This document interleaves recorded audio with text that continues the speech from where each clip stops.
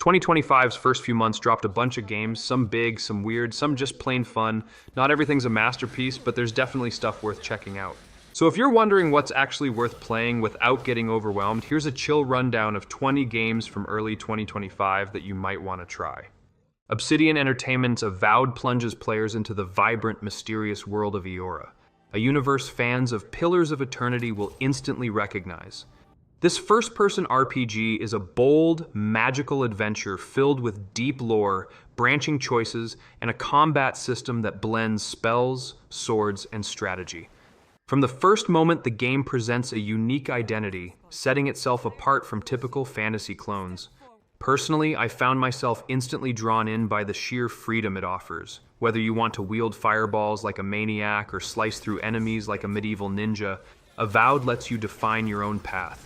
It's like the developers took the narrative weight of the Outer Worlds and threw in a hefty dose of Elder Scrolls magic. I once tried to sneak into a necromancer's lair and ended up blowing half the cave up with an overcharged lightning spell. I felt like a budget Gandalf with poor impulse control. That said, the game's world could use a bit more environmental interaction, and the facial animations sometimes have that 2008 energy, just a tad stiff. But that barely slows down the momentum. If you're craving a next-gen fantasy experience that respects your intelligence and creativity, Avowed might just be your next obsession.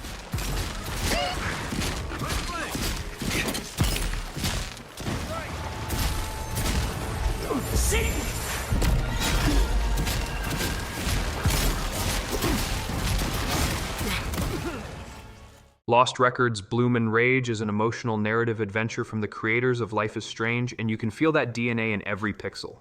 It follows a group of childhood friends as they reunite years later to confront secrets, trauma, and a very personal mystery. The game is split into two tapes, each unraveling their past and present in poignant, beautifully crafted moments. For me, this one hit hard. The way it handles memory, guilt, and friendship isn't just well written, it's real. I caught myself pausing to reflect more than once, especially when the characters confronted their younger selves with raw honesty. And yet, for all the emotional weight, there's this hilarious moment where one character tries to ghost hunt with a broken Walkman. Talk about vintage tech anxiety. My main critique? Sometimes the pacing can feel slow, especially if you're used to faster gameplay loops. But honestly, the slower pace lets the moments breathe. So if you're into powerful storytelling, branching dialogues, and a game that makes you both laugh and cry, give this one a spin. You might not be the same after tape 2. There is no winner. It's just for fun. Okay. Sure. I'm game if you're in too. My skateboard? Kingdom Come Deliverance 2 returns with a vengeance, raw, brutal, and as historically grounded as ever. Picking up where the first game left off, it continues the story of Henry, a blacksmith turned warrior caught in the brutal civil wars of medieval Bohemia. The game refuses to hold your hand, and I love that. You don't just swing a sword, you learn to fight. You don't just ride a horse, you learn how to handle it. I once got into a duel only to forget I hadn't equipped my sword, so I punched a knight in full armor like some kind of peasant MMA fighter. Surprisingly, I lost. The game's dedication to realism is impressive, but sometimes too much, especially when it comes to saving. The potion-based save system is clever, but I really could have used a quick save after falling off my horse for the 5th time because I tried galloping downhill like a maniac. Still, for those who want grit, history, and some of the most immersive RPG mechanics out there, this is a medieval dream come true. And who knows, you might actually learn something while stabbing people in chainmail. Přišel si nás oddělat? Ani hovno.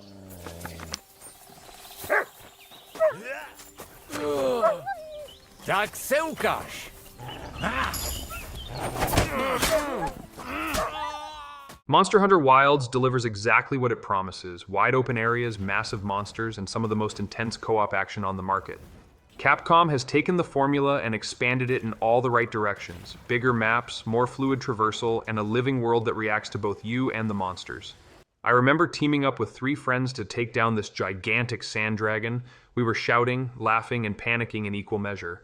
The beast literally dragged us across 3 biomes before we even got it to half health. It was chaos, and I loved every second of it. At one point, I tried using a thunder trap, only to realize I'd placed it on myself. Shocked, stunned, and instantly flattened. My only gripe is that the game still leans hard into the grindy gear loop. If you're not into farming, crafting, and repeating hunts for that one elusive horn drop, it can be a slog. But if you're all about that monster-slaying life, grab your weapon of choice and suit up.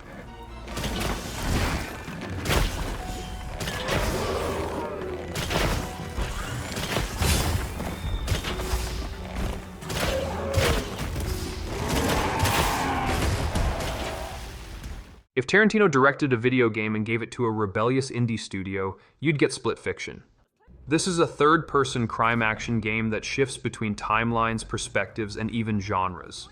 Sometimes you're in a gritty noir shootout, other times you're dealing with retro-futuristic bank heists or neon-lit hacker dens. It's chaotic, stylish, and somehow it all fits together. I didn't expect much going in, but I ended up glued to it just to see what madness would come next. I once hijacked a police cruiser with a flamethrower-toting clown riding shotgun. Yeah, it gets that wild. It's like someone gave GTA a heavy dose of acid and a 90s mixtape. That said, the narrative can sometimes get tangled in its own ambition. Certain scenes leave you scratching your head, unsure if you're supposed to laugh, cry, or reboot your brain. But that's kind of the charm. If you're in the mood for something truly different, Split Fiction isn't just a game, it's a fever dream with a controller.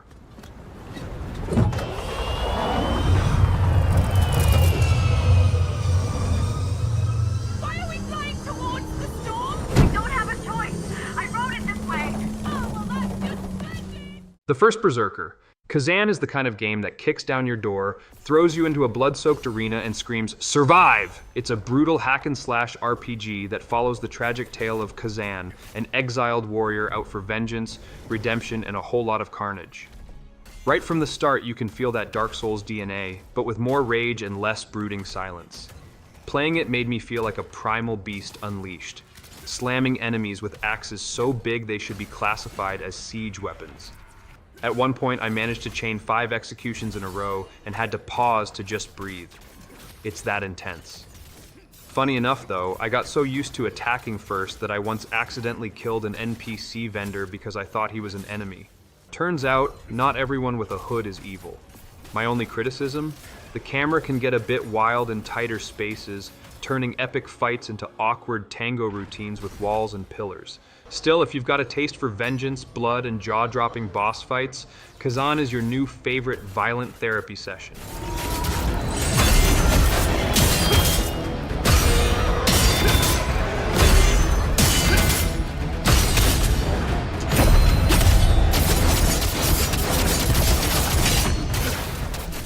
If you thought the Dynasty Warriors series was done surprising you, Origins comes in swinging with more armies, more drama, and a fresh approach to the age-old chaos of ancient China.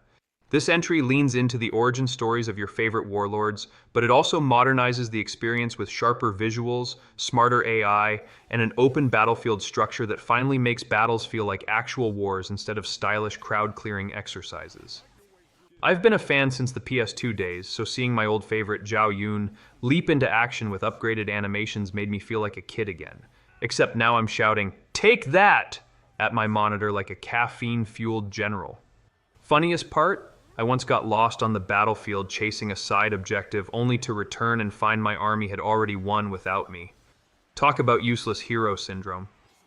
While the game is a blast, I will say the voice acting can swing between epic and, well, unintentionally hilarious. But if you're in the mood for stylish combat, legendary warriors, and absolute battlefield mayhem, Origins will make you feel like a one-man army with flair. So weak! I can see right through you! So weak! I can see right through you! You're not slow, but your strikes are weak. You'll never... Sniper Elite Resistance is back with a vengeance, more tactical, more personal, and more explosive than ever. This time, the action moves into occupied territories where underground resistance movements are your main allies, and stealth is more than a playstyle, it's a necessity. The X-ray kill cams are still as gloriously grotesque as ever, and I'm not ashamed to admit I cackled like a maniac watching a bullet ricochet into a Nazi's kneecap before bouncing into his comrade's grenade pouch. It's art, really. Personally, I love how the game rewards patience. You feel like a predator, studying the battlefield and executing the perfect plan. Well, when it works. I once got spotted because I accidentally whistled at a goat instead of the guard. To be fair, they do look similar at a distance. The only drawback? Some mission structures still fall into that repetitive kill target, escape, repeat loop, and I'd love to see more creative objectives next time around. Still, for fans of slow burn shooters and tactical takedowns, this game hits right between the eyes, literally and figuratively.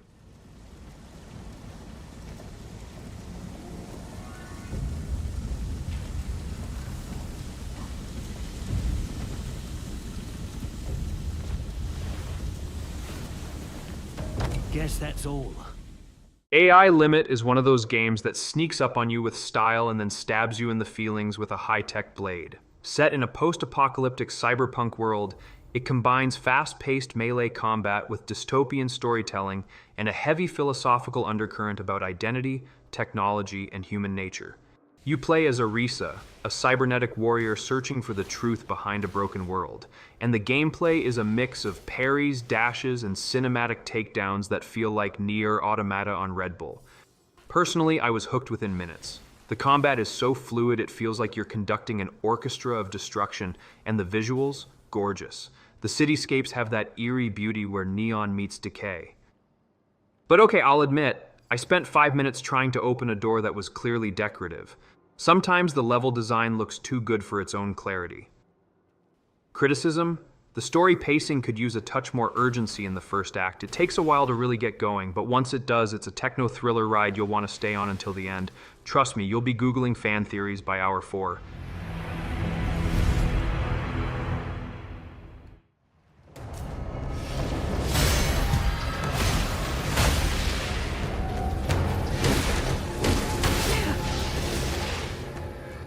Ever wanted to be the invisible hand behind an entire city? Inzoi lets you do just that. This life sim blends the Sims, cities, skylines, and a bit of God complex into one weirdly addictive experience. You manage not just people, but their jobs, relationships, moods, and even their dreams. It's the kind of game where you can spend 2 hours designing a coffee shop just to watch your simulated hipster barista start dating your punk rock dentist. For me, the sheer scope of possibilities was mind-blowing. I tried to create a peaceful utopia, but somehow ended up with a trash crisis, 3 love triangles, and a toddler mayor. It was chaos, but it was my chaos. The funniest part? One of my citizens refused to go to work because the streetlights were too judgmental. I couldn't argue with that logic. Now, to nitpick, the UI could use some love. It's a bit clunky at first, especially when managing multiple layers of simulation. But once you get the hang of it, Inzoi becomes a sandbox of endless, often hilarious possibilities. Build your dream life, or someone else's nightmare. Either way, it's your show now.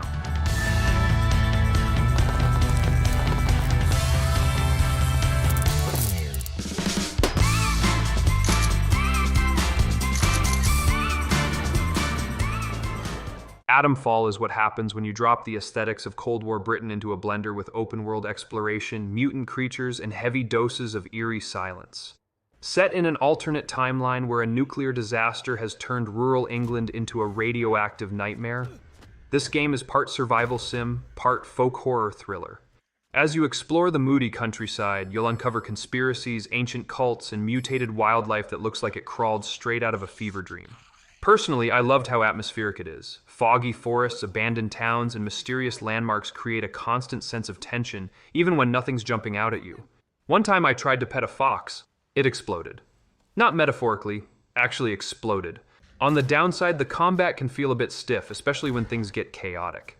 Still, Atomfall is the kind of game that creeps into your brain and stays there long after you've turned it off. You'll never look at the English countryside the same way again, and hey, if you like your games with a pinch of paranoia, this one's radioactive gold.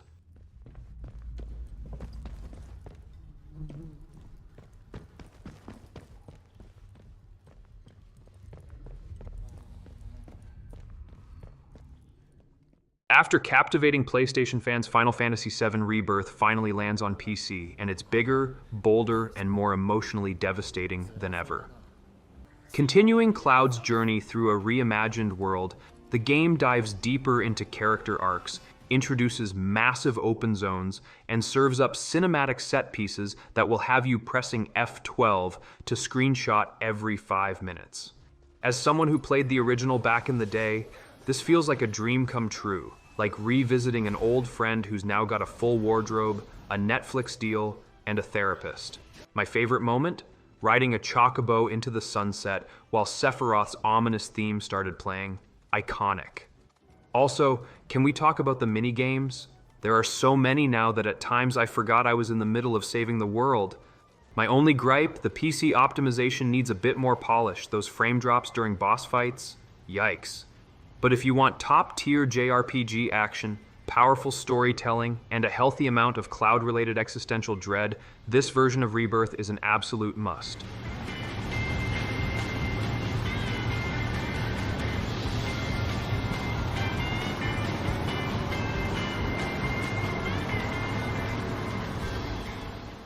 For driving purists, Assetto Corsa Evo isn't just a racing sim, it's church. This next-gen entry delivers photorealistic graphics, absurdly accurate handling, and a roster of cars that feel so real, you'll want to wear gloves and racing boots. I'm no F1 pro, but playing this game made me feel like I could qualify for Monaco. The force feedback through a good racing wheel? Insane. Every bump, every skid, every change in tire grip is communicated through your hands like some kind of automotive telepathy. I spent an entire evening perfecting one lap, and I was proud. That said, when I handed the controller to my cousin who only plays arcade racers, he drove off the track in 5 seconds, screamed, and rage quit. Hilarious. Now for criticism. The learning curve is vertical, like Everest's steep. Casual players might find it frustrating without proper tutorials or assists. But if you're into high-end realism and you've ever whispered just one more lap at 2 a.m., this is your paradise in pixel form.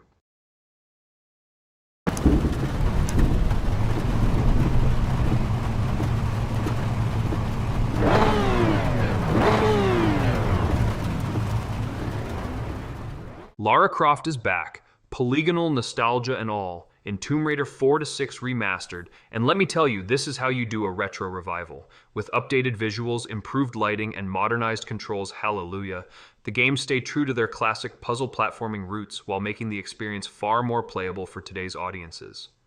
Revisiting those iconic levels like St. Francis Folly and the Lost Valley was a pure blast from the past. I even caught myself humming the original menu theme like I was 12 again.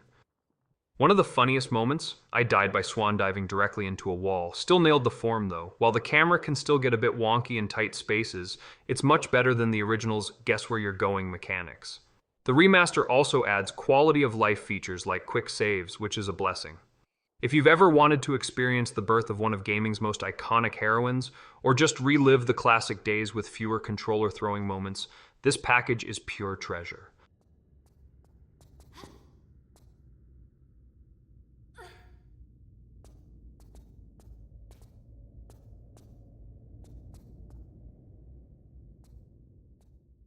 Like a dragon pirate, Yakuza in Hawaii is exactly as bonkers as it sounds, and it's glorious.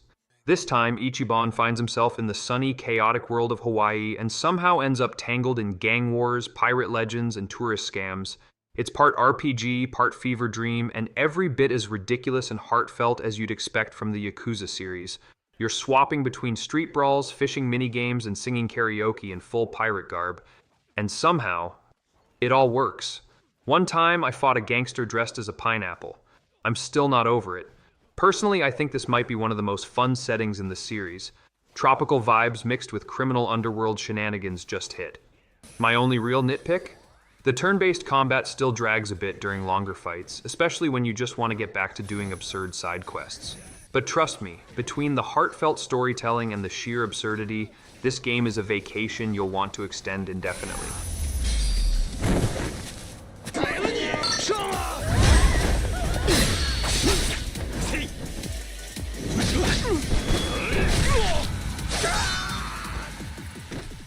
2 Point Studios is back with 2 Point Museum, and if you love the chaotic charm of 2 Point Hospital or campus, get ready to curate your very own halls of history and mayhem. Instead of curing illnesses or educating slackers, you're now building exhibits, managing staff, and dealing with bizarre historical anomalies like Viking ghosts or time-traveling tourists. Honestly, I spent 30 minutes decorating a dinosaur wing and completely forgot I had mummies escaping in the Egyptian exhibit. The game has that same quirky British humor, with exhibit descriptions that made me snort laugh more than once. On the downside, it can get a bit repetitive in the mid-game, especially if you're a perfectionist about layout efficiency like me. But that loop of chaos and creativity is still incredibly addictive. If you've ever wanted to run a museum where the artifacts bite back and the janitors are borderline superheroes, this one's worth digging up.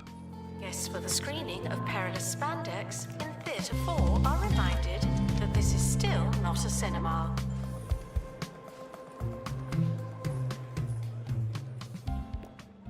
Previously a PlayStation exclusive, Rise of the Ronin makes its much-anticipated leap to PC, and it's every bit the sprawling, gritty samurai epic fans hoped for. Set in a war-torn Japan during the Bakumatsu period, you step into the sandals of a masterless warrior navigating civil unrest, shifting alliances, and the slow burn of revolution. It's got sword fights, political drama, and that beautiful open-world exploration that makes you want to just ride into the mist and ponder life. I was especially drawn to the moral choices. They aren't just black and white, they actually made me pause and think, which is rare in action RPGs. Also, side note, my horse is named Wasabi, and he kicks bandits. Hilarious. My main gripe? Some of the animations feel a bit clunky during combat, especially compared to other high-end action titles.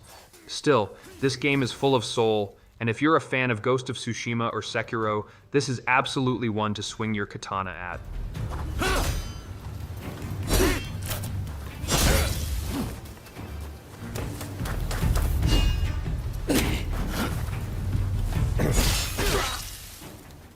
Marvel's Spider-Man 2 finally web-slings its way onto PC, and Peter and Miles look better than ever. The dual protagonist setup lets you switch between characters on the fly, combining Peter's tech-savvy gadgets with Miles' electric flair for some seriously cinematic combat. Swinging through New York has never felt smoother, and with the power of a high-end rig, the ray-traced puddles are practically a character of their own. I spent 10 minutes admiring a reflection of my suit. No shame. There's also more heart here. The story digs deep into themes of responsibility, brotherhood, and identity, plus venom. I won't spoil it, but let's just say, things get messy. Funny moment. I got stuck mid-air doing a flip, and Miles just kinda hovered for 5 seconds like a confused mosquito. Minor bug, major laugh. Criticism-wise, the open-world side content can still get formulaic after a while. But if you love the previous games, this one takes everything up a notch. It's like a superhero blockbuster you get to be in. Of course! Principal! All students have evacuated their classrooms. Where are you? Mr. Parker! I just... forgot! If you like your horror bloody and your co-op chaotic, Killing Floor 3 is here to pump your veins full of adrenaline and probably some Zed goo. This latest installment cranks the gore and gunplay to 11, bringing new classes, upgraded visuals, and terrifyingly creative Zeds that will have you screaming and laughing with your squad. The atmosphere is darker, the levels more vertical, and the weapon customizations are gloriously over the top. I'm talking chainsaw launcher levels of absurd. During one session, I got cornered by a mutated screamer and screamed louder than she did. True story. Personally, I think this is the best the series has ever felt, especially with the smoother movement and skill systems. The only drawback is the matchmaking, which still suffers from long queues and the occasional disconnect. But when it works, it really works. If you're into frantic, gory, high-fiving your friends after surviving by an inch kind of gameplay, Killing Floor 3 hits the sweet spot like a well-placed headshot.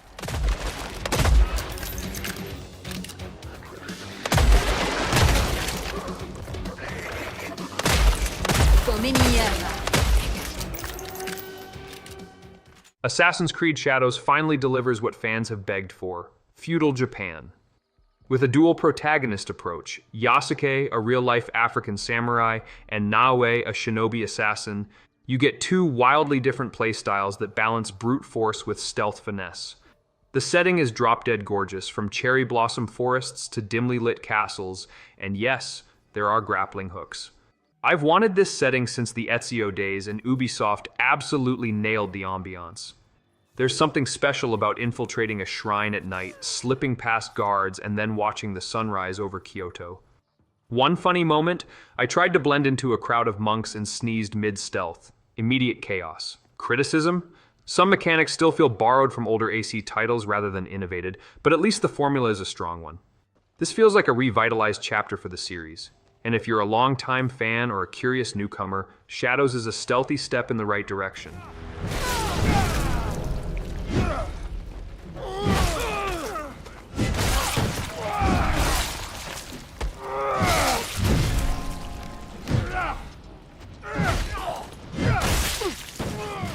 Alright, that's the list.